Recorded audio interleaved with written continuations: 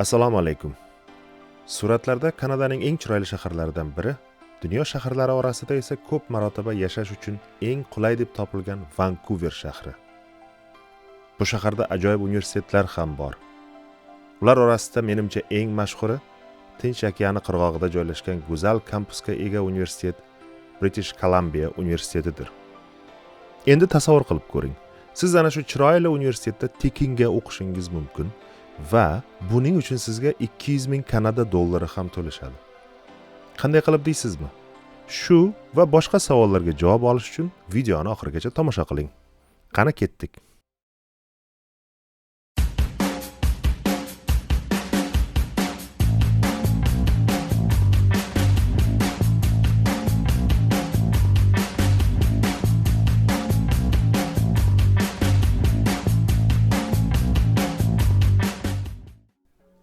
Hikoyani qanday qilib Vancouverga borib qolganim haqida qisqacha gapirib berishdan boshlasam. Vancouverga men o'zim tadqiq qiladigan mintaqa Osiyoshunoslikning dunyo bo'yicha eng katta konferensiyasi, Osiyo tadqiqotlar uyushmasi konferensiyasida qatnashish uchun bordim. Bu konferensiya har yili Shimoliy Amerikadagi shaharlardan birida katta konferensiya markazi yoki mehmonxonalarda bo'ladi. Ammo bugungi video u konferensiya haqida emas. Agar sizlarga qiziq bo'lsa, Osiyo tadqiqotlari uyushmasi konferensiyasi misolida xalqaro konferensiyalar qanday bo'lishi haqida alohida video tayyorlab kanalga joylayman. Shu sababdan kanalga hali obuna bo'lmagan bo'lsangiz, obuna bo'lish tugmasini bosing. Endi British Columbia universiteti haqida hikoyamizni boshlasak. Bugungi videoda British Columbia universitetida to'liq stipendiya olib tahsil olayotgan vatandoshimiz asli nukuslik Ulug'bek Mamutov biz bilan British Columbia universitetining kampusini sayohat qiladi. Universitet haqida, stipendiyalar haqida, talabalik hayoti va boshqa narsalar haqida bizga so'zlab beradi. Ulug'bek bilan suhbatimizni o'zbek tilida boshladik, ammo ba'zi qiyin narsalarni muhokama qilganda yoki hamkasbim Rameysim bilan suhbatda ingliz tiliga o'tdik. Ingliz tilida gapirilgan joylarda hammaga tushunarli bo'lishi uchun subtitrlar joyladim. Demak, suhbatimizni boshlaymiz. Salom do'stlar. Bugun Kanadaning Vancouver shahridagi British Columbia universiteti, University of British Columbia'damiz. Hozir keldim kampusga. Bugun baxtimga, omadimga quyoshli kun ekan. Shu sabab ozgina bu kampusni aylanib, ozgina kampusni sizlarga ko'rsatmoqchiman va bu universitet haqida sizlarga so'zlab bermoqchiman. Demak, sayohatimizni boshlaymiz. British Columbia universiteti Vancouver shahrining g'arbida, okean bo'yida joylashgan ekan. Bu yerga kelish uchun trolleybusga chiqdim va trolleybus shahar markazidan 50 daqiqacha yurib universitetga keldim. Hozir universitetning asosiy maydonida turibman menimcha. Va bu joy ko'rganingizdek mashinalar yurmaydi bu yerda, faqat hammasi piyodalar uchun. Va atrofda juda ham hayot gavjum, ko'pchilik talabalar, yoshlar hammasi aylanishyapti. Mana bu o'ng tomonimda kitob do'koni bor ekan, universitet kitob do'koni. Turli ovqatlanadigan joylar, hamma talabalar uchun yaratilgan sharoitlar, atrofdagi binolar ham universitet binolari. Hamma narsa talabalar uchun, hamma narsa shularning yaxshi o'qishi uchun yaratilganga o'xshaydi sharoitlar. Bugun quyosh chiqqani uchun hamma xursand. Havoda bahor nafasi. Vancouverga do'stim va hamkasbim Rameysim bilan birga kelganmiz. Vancouverda Osiyo tadqiqotlari uyushmasining konferensiyasiga keldi va Rani ko'pchiligingiz East Angle degan podkastimizdan tanishlaringiz kerak. Tanishtirib qo'yapman. Mana ingliz tilida salom beradilar, o'zbek tiliga hali o'zbek tilini o'rgana olmadilar. I'm telling them that you haven't quite yet, you haven't learned Uzbek. Yeah, I should learn a few words, shouldn't I? Assalomu alaykum. Assalomu alaykum. Oh yeah, that's very good. Yeah, cool. Thanks. Bu universitet juda ham katta ekan kampusi. Mana hozir xaritada ko'rib turibsizlar. Juda ham maydoni ham katta va binolari ham ko'p. Bu kichik shaharchaga o'xshagan joy ekanda endi, bunday qarasa. Hali juda ham kichkina qismini ko'ra oldim. Biz universitetning kattaroq xaritasiga qarayapmiz. Ko'rib turganingizdek, bu universitetning 3 tomoni okean bilan o'ralgan. Mana hozir chap tomonimda okean va okeandan keyin tog'lar. Ya'ni o'rtada bir o'tib ketadigan kichkina bir okeanning bo'g'ozi bor. Lekin o'sha tomondan salqingina shamol kelib turibdi.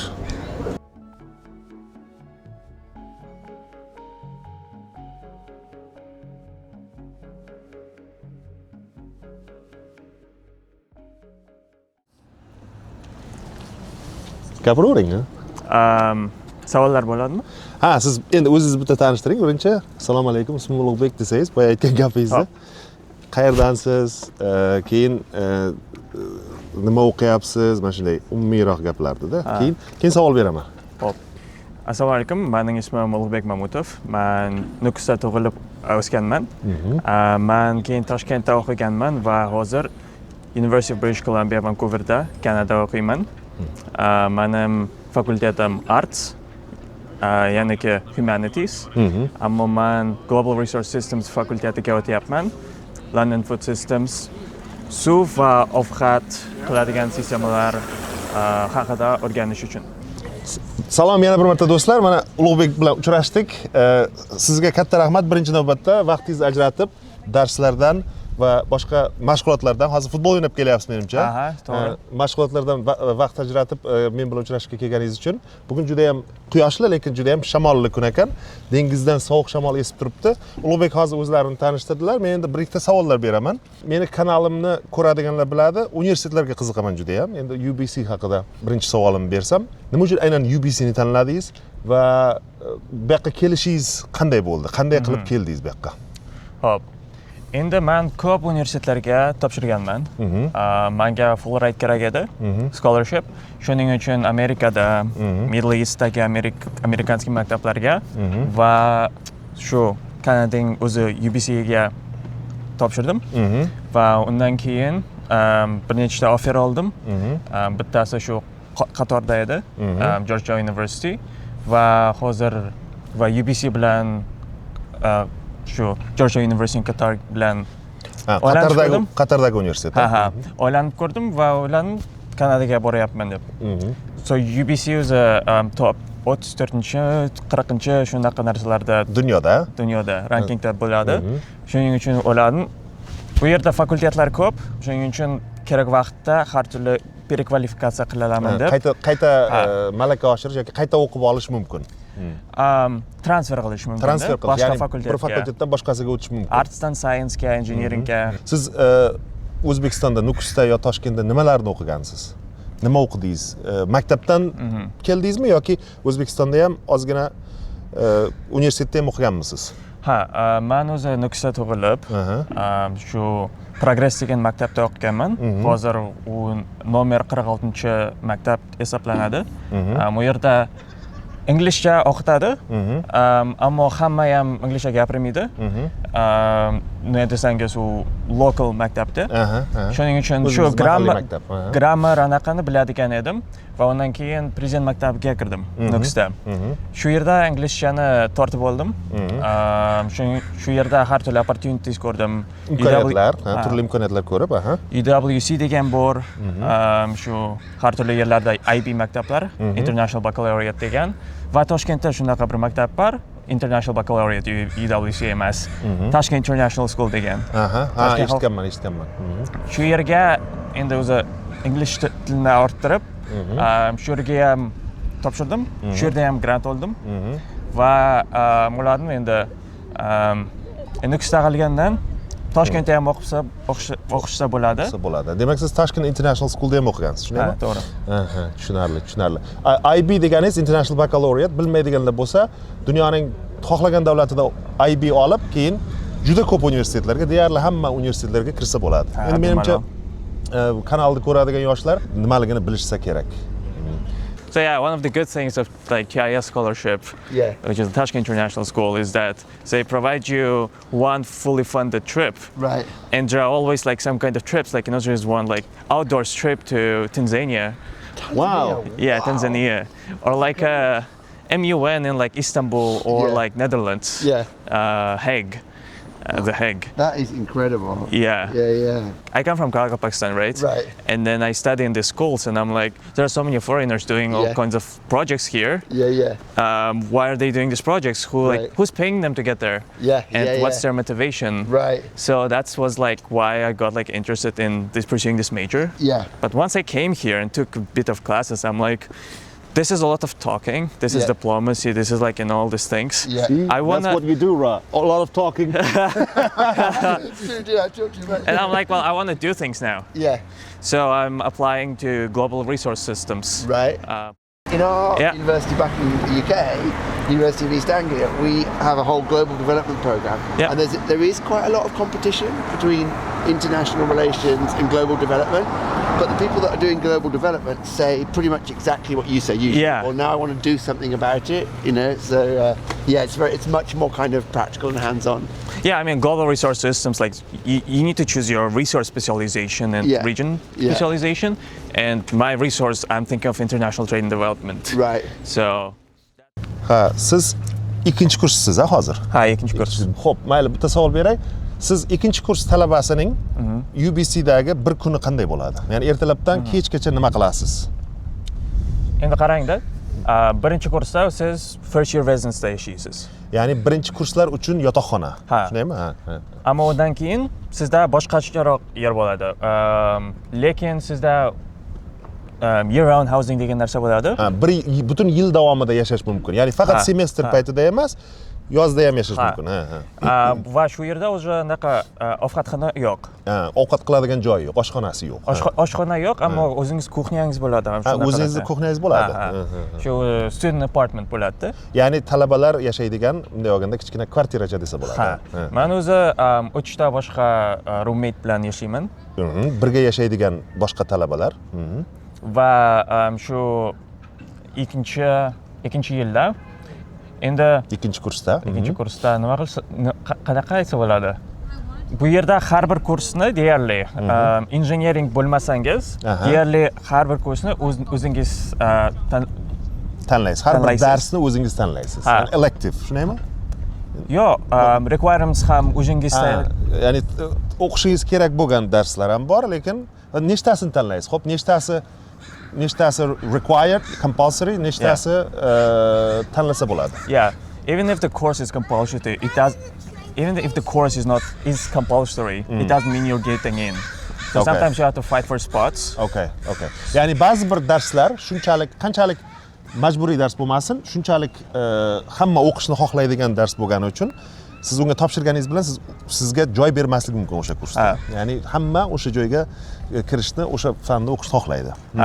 Va UBCda 60 ming inson o'qiydi, Wow, talaba. juda katta ekan. Shuning uchun 60 ming talaba. har bir kursga nechta sections bo'ladi. Har bir bo'limi bo'ladi. Ya'ni har bir kursni, har bir darsni bir nechta bo'limga bo'lishadi. Ha. Seminar gruppalari juda ko'p bo'ladi, to'g'rimi? Seminar deganlar u 3-yilda boshlanadi. Sizlarda birinchi, ikkinchi kursda demak seminar Large yo'q. lecture halls, 200-300 people. Anavi ma'ruza zallarini juda ham katta zallar ekan, 200-300 kishilik zallar. Ha. Shuning uchun o'zingiz you build your own schedule. O'zingizni ro'yxatingiz, ya'ni o'zingizni kun tartibingizni o'zingiz qurasiz. Yeah. Especially if you're an art student or like not science, not technical. Ya'ni siz faqat fan yoki muhandislik, engineering o'qiydigan talaba bo'lmasangiz, asosan ya'ni humanitar yoki masalan til yoki boshqa shu sohadagi talaba bo'lsangiz, sizda yana ham ko'proq o'zingiz imkoniyatingiz bo'ladi o'zingizni kun tartibingizni qurishga. Ha. Ya'ni masalan ertalab turganda dars 9 da darsingiz bo'lmasligi mumkin. Bir kun, ertasi kuni 9 da darsingiz bo'lishi mumkin. Hammasi har xil. O'rtacha bir haftada nechta dars sizda shunday qilib? Necha soat dars mayli? Bir haftada dushanbadan jumagacha. And the average load of credits here from 12 to 15, and each credit means approximately 1 hour a week. Okay. So I would say it's like 12 to 15 hours of like going to classes, and then maybe like around the same of like working outside classes. Tushunarli. Ya'ni bir haftada 12 soatdan 15 soatgacha darsga borasiz. Ya'ni bizda contact hours deyiladi. Ya'ni biz borib domlalar bilan muloqot qilasiz yoki boshqa talabalar bilan muloqot qilasiz. Undan tashqari ham yana o'sha darsda yana taxminan shuncha ishlashga to'g'ri keladi. Ya'ni taxminan shuncha vaqt sarflashga to'g'ri keladi. Demak, bir kunda o'rtacha deylik, 2 soat, 3 soat, 2 soat, 2,5 soat, 3 soat to'g'ri kelsa kerak demak. On average, har xil. Because like for example, I made my schedule so that my Tuesdays and Thursdays I study from morning to evening, and then on Monday, Wednesday, and Friday I have like one class. Tushunarli. Ya'ni ba'zi bir kunlarga ko'proq dars qo'yib, ko'proq dars o'tib, o'qib, boshqa kunlarda yengilroq o'qish mumkin. Yeah. Yani seshanba bilan payshanba aytyaptilar. Juda ertalabdan kechgacha o'qiyman va boshqa kunlarda 1 soat. Chunki boshqa mashg'ulotlarga ham vaqt qoldirish kerak. Yeah. Futboldir, boshqa do'stlar bilan uchrashishdir. Zo'r. Ammo o'tgan yili I had like 3 hours of classes every day. Har birinchi kursda demak ko'p ekan. Bir kunda 3 soat, har kuni 3 soatdan dars ekan. So I guess like the difference between first and second year, you know how to build your schedule, you know when to register, and like how to make it easier so for you to go to classes. Tushunarli. Ya'ni birinchi kursda o'rganar ekansiz o'zingizga kun tartibi qilishni. Yeah, you can just do this. Because Vancouver has like 50% Asian population. Yeah, we noticed that. There was a lot of East Asians throughout the city. Yeah. So there is a lot of Asian studies. This is Asian Studies Center, and there is Asian Center with the library, where I've actually was getting involved with a lab for collaborative heritage preservation studio, led by a Uyghur professor actually. Oh, The city, the campus. I like to study here actually because it's so chill and there's like pond, and then like you get all this like bonsai trees here. right. Probably Right have here. koi carps in the pond. This is amazing. So yeah, this building I think collects all of the rainwater because that's why it's shaped like that, and it recycles all of its water from like toilets and like all that. So this is like the most sustainable building on campus. Right. Yeah. This is like the Enterprise Centre Tech. Yeah, we have a This is similar better building where probably. we also Right, teach. But this looks very Asian to me, yes. Yeah, It is a very Asian Centre. So this way. styled. Okay, that's the. That's the best. Bu mana This was like Osiyo brought from Japan, markazi I ekan, think, Osiyo in tadqiqotlari full piece. markazi. Yeah. Bizni hozir Ulug'bek olib keldilar. Juda ham o'sha We can inglizchada read the plaque here. Osiyo uslubida qurilgan uy ekan, bino ekan, ya'ni Tokioda mana o'xshagan bir ibodatxona ham bor. Umuman olganda mana Osiyo uslubi ko'rinib turibdi, yo'laklarda ham. Mana bu yoqda bitta qo'ng'iroq bor ekan. Bu qo'ng'iroqni aytishlaricha Yaponiya imperatori ham kelib ko'rgan ekan. Shu narsani bir sizlarga ham ko'rsataylik endi. Yeah. Brilliant.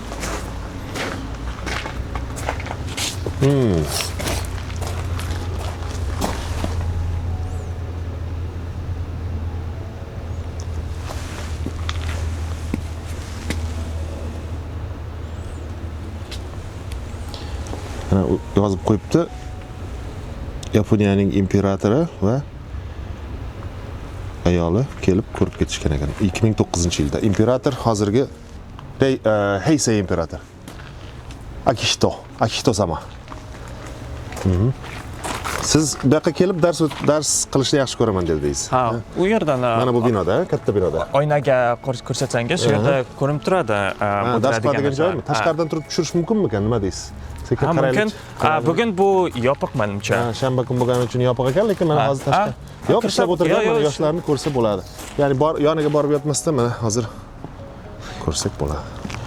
Not sure if it's open, if the students are just sitting there without permission. Yeah, they're just sitting there because they got in early. Okay. Is it closed? It's okay, don't worry. Well, we can get in. Okay. There are as much criminals as we are. Do you know gamelan? Oh, I bet. This is a very consumer society and they throw a lot of stuff out. Yeah. I just picked Yapon them up. san'atida namunalari ham bor I'm ekan. getting like new devices like that. Right. Xullas, Osiyoni o'rganishga qiziqadiganlar uchun ham mana shunday sharoitlar bor. Yeah, this is like a library, second floor too. You can go and study there. Really nice. Yeah. Really nice. And downstairs there's like a gamelan set, which is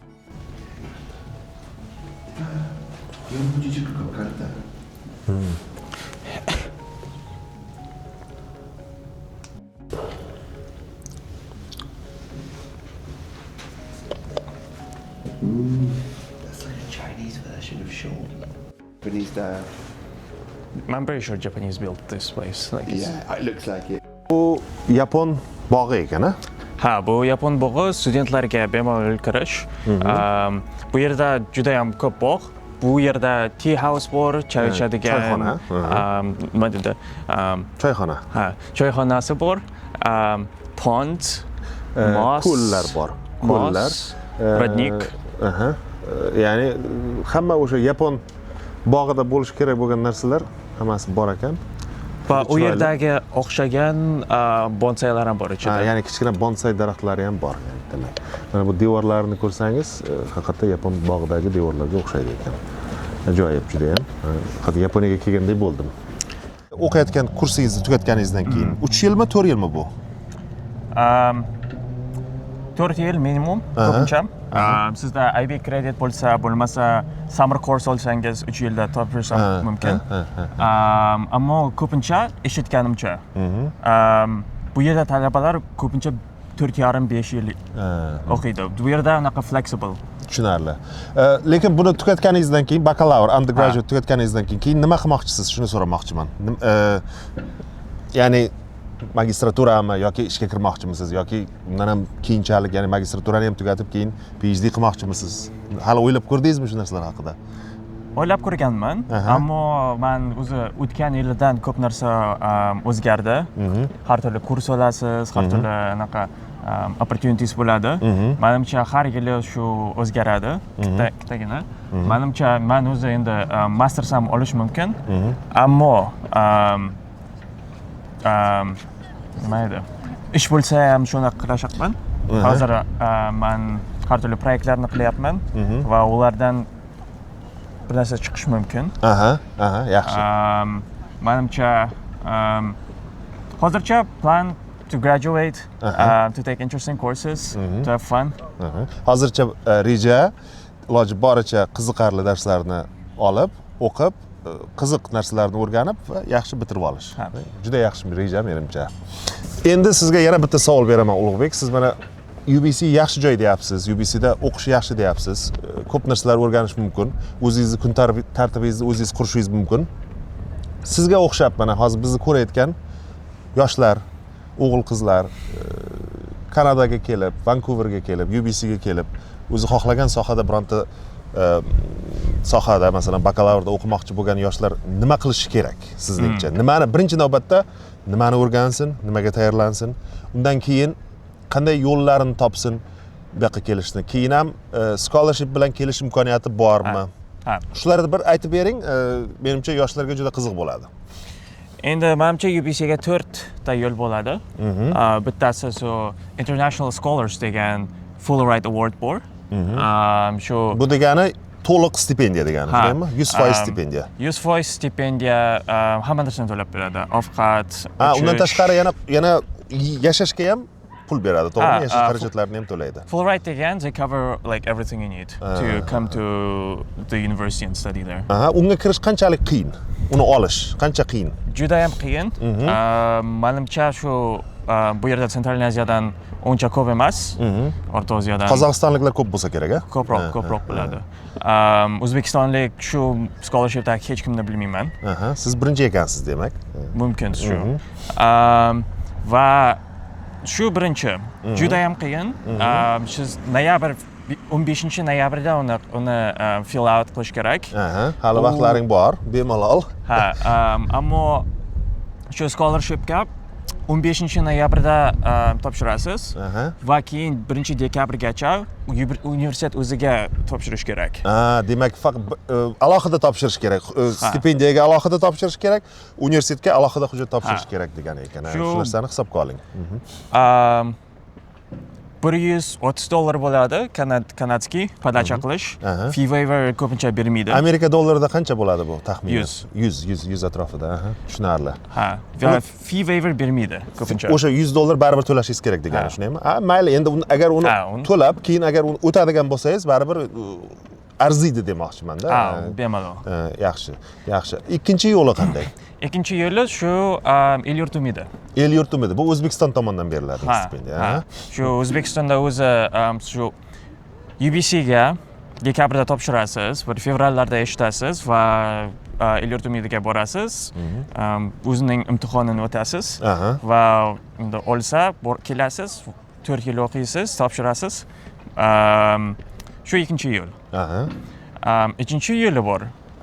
Bu yerda boshqa scholarshiplar ham bor. Ha. Ammo ular bitta yilga beriladi. 1 yil beriladi. Birinchi yilga. Har yil olish kerakmi uni? Har yil topshirsa bo'ladimi yoki faqat 1 yil olib, undan keyin o'zingiz boshqa narsa qilishingiz kerak bo'ladi? Menimcha ko'pincha shular bitta marta beradi. Ha, bir marta beradi. Ha, bitta marta beradi. Где-то 70% ni Qoplaydi. qoplaydi hamma narsaning. Va endigi yillarni men bilmadim nima qiladigan. Undan keyin yana harakat qilishingiz kerak o'zingiz. Yo ish topishingiz kerak, qo'shimcha. Qo'shimcha ishlaydigan talabalar ko'pmi? Masalan, magazinlarda ishlaydigan, restoranlarda ishlaydigan, ishlash mumkinmi? Bemalolmi ishlash bu yerda? Yoki ruxsat yo'qmi talabalarga agar vizada bo'lsangiz? Ruxsat bor. Out of campus 20 soat ishlash. 20 soat haftasiga. On campus 20 soat, On campus undan ham ko'proq anday ishlar ham bor. Ammo bu yerda endi minimum wage juda ham unaqa yomon emas. Minimum ish haqi. Ya'ni eng past, eng kam ish haqi. Soatiga shu USD da sanaydigan bo'lsangiz $13 aytiladi. Ammo bu yerda talabalar ko'p. Shuning uchun on campus jobs juda ham qiyin. Juda ham qiyin, chunki juda ham raqobat ko'p. U ishlarda ishlashni xohlaydiganlar juda ham ko'p. To'g'ri. Bu yerda student cafe bor, juda ham ko'p kafe. Bu UBC o'zi universitet, o'zi mini city, o'zining shahari bo'ladi. Bu yerda housinglar bor, kafelar bor, yotoqxonalar, kafelar, hamma narsa bor. Ya'ni bitta kichik shaharcha aytdingiz. Ko'pincha bu yerdan chiqish mayda. There is no need. You can buy everything, but it's going to be expensive. Chiqish shart emas. Ya'ni bir joylarga borish shart emas. Hamma narsa bor. Mana universitetning o'zi bir universitet shaharchasiga aylangan desa bo'ladi. Tushunarli. Va 4-yili endi o'zingiz to'lab kelasiz. Menimcha UBC ga unaqa Amerika universitetlariga qaraganda sal osonroq bo'ladi. Arzonroq. Taxminan qancha? Osonroq va arzonroq. Taxminan qancha? Masalan, Amerika dollarida 1 yilda qancha to'laysiz? Bilasizmi? Unda o'ylab ko'rsang 50,000. 50,000 dollar ekanda. 50,000 u tuition, housing, hamma narsaga. Ya'ni o'qish uchun to'lov, yotoqxona va hokazo hamma narsaga 50,000 ketar ekan. Ya'ni yeyish ichishga ham hammasiga yetadi o'sha 50,000 yo yetmaydimi? Yetkazsa bo'ladi. If you have a relatively frugal lifestyle. Agar o'zingiz, ya'ni ancha frugal degani endi ko'proq iqtisodli yashashni bilsangiz, agar juda ko'p pul sarflamasdan yashasangiz, yetkazsa bo'lar ekan. Yeah, it's very easy to spend too much money in Vancouver. Juda ko'p pul sarflab qo'yish ham oson Vancouverda. Birinchidan qimmat shahar, ikkinchidan juda ham pul sarflaydigan joylar ko'p, pul sarflanadigan narsalar ko'p, sotib olsa bo'ladigan narsalar. Shundaymi? Zo'r, rahmat. Bu yerdan yotoqxona boshlanadi. Bu yerga hozir yursa bo'ladi. Bu yerda bir nechta bir 10 tami shunaqa yotoqxonalar bor. 10 ta yotoqxona ketma-ket. Ikkitasi menimcha female only. Ya'ni ikkitasida faqat qizlar turadi. Va all the rest is like co-ed. Ham qolganlari mixed. Aralash. Ammo each floor is like different gender. Har demak, ya'ni o'zi aralash bo'lsa ham har bir etajda faqat qizlar, bir etajda faqat yigitlar, o'shanday ekanda. Yeah, this is just one of the buildings. You're going to see all of them over there. Bu bitta binosi, bundan yoqda qolganlari ham bor. Xullas, yotoqxonalari ham yaxshigina ko'rinib turibdi. Bunday qarasak, I think these ones are supposed to be destroyed by 2030 so they can start building new ones. Bularni buzib boshqa qurishar ekan 2030-yilda, ya'ni juda baland qavatli, ko'p qavatli qilib qurishar ekan. Yeah, this is like one of the first buildings around here, like in terms of housing, like historically. Yeah, and it's like, it's pretty close to Asian Center. It's close to Garden. You can just like a couple of minutes of walk. Zo'r, ajoyib. Bu ham yotoqxona. Hammasi bor. Hammasi yotoqxona ekan. This entire corner is like housing. Va ammo yerda Commons Block degan yer hamma yotoqxonalarga shu bizlardan bir 10 ta 15 ta residents like turadigan talabalar, yashaydigan talabalar. Bu teqina bittasi. Bunaqa bir 5 ta, 6tasi bo'ladi. Mana shunday kompleksdami yoki bu mana bu komplekslar. common roomga common buildingga o'xshagan narsa. Yeah, we're just seeing like a quarter of it right now. Ha, ya'ni bu shunchaki biz bir 4dan 1 qismini ko'ryapmiz buning deyaptilar. Yeah. Juda ham yotoqxonada turadiganlar ham ko'p, yotoqxonani o'zi ham ko'p. Va bu ichida they have like front desks, they have oshxona ikkinchi qavatda va study area. There is also pool and ping pong. Ha, buning ichida hamma o'sha sharoitlar bor ekan. Ping pong o'ynasa bo'ladi, suzsa bo'ladi, basseyn bor. Basseyn yo'q, anaqa pool, ana bilyard. Pool deganingiz bilyard. Men pool deb basseyn deb tushunibman. Bilyard bor, bilyard. Ammo UBCda shu бесплатный pool bor. Tekin basseyn ham bor ekan. Basseyn bor, hot tub, sauna, hamma narsasi. Ana ko'rdingizmi qana? Agar o'qishni yaxshi o'qisangiz, hamma sharoit bor ekan. Bu universitet o'zi Yaponiyani juda yaxshi ko'radigan universitet ekan degan xulosaga kelyapman. Mana sakura daraxtlari, ya'ni yapon gilosi deymizmi, olchasi deymizmi? There's a beach. Mana shunday daraxtlar ham bor ekan. Hali gullamabdi, lekin bitta yarimtasi mana sekin gullab boshlabdi. Bahor kelyapti. Bu yerlarga ham bahor kelyapti.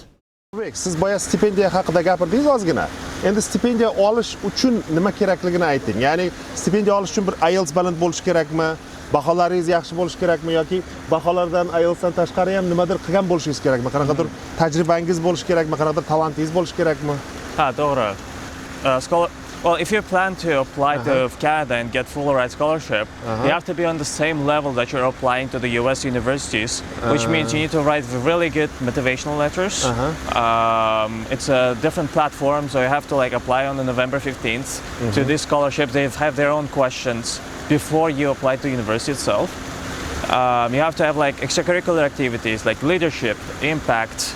You have to be involved. You need to be able to show that like you've done things and you will continue doing things. Because like thousands of people apply, but like I think only around like 30 people get it a year. Okay. Extracurricular activities deyapsiz, ya'ni bu darsdan tashqari qilinadigan ishlar.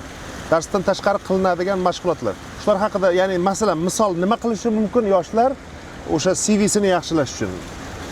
Masalan. It all starts from your interest, I'd say. I was interested in environmental things. So I was getting involved with non-profits doing ecological work in Karakol, Pakistan. The first one of them was World Aral Vision Charity, which is an American non-profit. I was just like, in my 11th grade, before my 11th grade out of 12 grades, I was like, I need to find some activities related to my interest. So I applied, I became a volunteer, and then I became an intern, and then project manager. It's like, it's like you either found your own club, your own initiative where you can like do things for people based on your interest, based on what you want to do with your degree, or you get to become a part of initiative and like volunteer, show up. I would say showing up is the most important thing, and you just keep doing it until it builds into something serious. Take initiative. Sometimes like in rural areas, I know I have a lot of friends from rural areas who's like trying to get into universities like this. It's often online opportunities, I would say. You can apply to like various embassy programs by USA and other countries. You can also apply to like online mentorship programs, such as I was a part of TELE, the Ethical Leadership Experience by one foundation that also organizes other camps. So honestly, like, you have to find your niche, you have to explore, you have to build something significant. Like you need to show that you know what you're doing to an extent. Great. And that you're motivated to do it. And then it's just a lot of work, writing, honing your English skills. I would say IELTS 7 would be minimum, preferably more than beyond 7.5. Yeah. SAT, you don't need SAT to get in here, but I would say, and from my experience, if you can score at least 1350, 1400 plus, you should be able to apply. I would say closer to 1500, the better it is. It's a level of competition that's like similar to US top colleges. But then the difference actually between Canada and USA, I've noticed, is that here you're given, because you live next to the city, you live in such a big university, you get opportunities to actually apply yourself outside campus. because like just like half an hour of like bus and you're in the one of the major cities in the world. So I would say it's a really good ground to like start building your life, start building your portfolio after getting here. I would say that this is like you cannot get to work here, and I think there are like a lot of cases when like students tend to stay here because you've studied in such a good university and you've gained skills. So like you know Canada well now. So some people do masters, they learn French. There is an immigration program where you have to like score certain points. Giving French effort gives you quite a bit. Relevant work experience, all that. It all adds up to you being able to apply for immigration. But I would say once you got your degree from UBC, you pretty much could be relevant anywhere in the world. So Canada wouldn't be your only option. Great. Katta rahmat. I'd also like to highlight that so this place is built on a place called an unceded territory, which means that the indigenous people who have lived here for millennia, thousands of years, they have not given rights for other people to be here. There were no contracts and all that. And there is a land acknowledgement thing that UBC does whenever it presents itself. So when I was hearing about UBC for the first time, they start from this. They say that we are located on the unceded traditional territory of Musqueam people. Yeah, and there First Nations, yeah? Yeah, and there are a lot of other First Nations too. And you can see a pole over there that... The totem pole, yeah? Yeah. Okay. Totem poles, and there are a lot of art here too, galleries, and there's like an indigenous library, the only one I think in Canada that you can visit if you would like to learn more about the history of colonization of this place. Cool. Well, that's very helpful. Okay, Ulug'bek, sizga katta rahmat. Vaqt ajratganingiz uchun. Bugun o'zingiz ishlaringizni tugatib, futbol o'ynab kelib, men bilan yana gaplashishga kelganingiz uchun. Bugun kun juda ham yaxshi bo'ldi va universitetingizni ko'rib juda mazza qildim. Ko'p narsa o'rgandim va menimcha bizni ko'rayotgan yoshlarimiz kanalda bu ma'lumotlarni juda foydali deb topishadi va ularga ham bu ma'lumotlar videoni ko'rayotganlarga ham menimcha juda foydali bo'ladi. Shuning uchun yana bir marta katta rahmat. O'qishlaringizda omad tilayman. Biz tomonlarga ham keling, Angliyaga o'qishgami, aylanishgami. Albatta. Bu o'qishlaringizni yaxshi tugatib, keyingi o'zingiz xohlagan yo magistraturami yoki umuman ishmi, hammasida sizga katta omad tilayman. Katta rahmat. Sizga ham rahmat. Rahmat. Okay. Bu video sizga yoqqan bo'lsa va Ulug'bekning University of British Columbia haqidagi hikoyasi ham sizga yoqqan bo'lsa, iltimos like ni bosing va kanalga obuna bo'lmagan bo'lsangiz, yana shunday universitetlar haqida, universitetlarda o'qiydigan yoshlar yoki tadqiqot qiladigan vatandoshlarimiz haqida yangi videolarni ko'rishni xohlasangiz, iltimos kanalga obuna bo'ling. Katta rahmat. Keyingi videoda ko'rishguncha.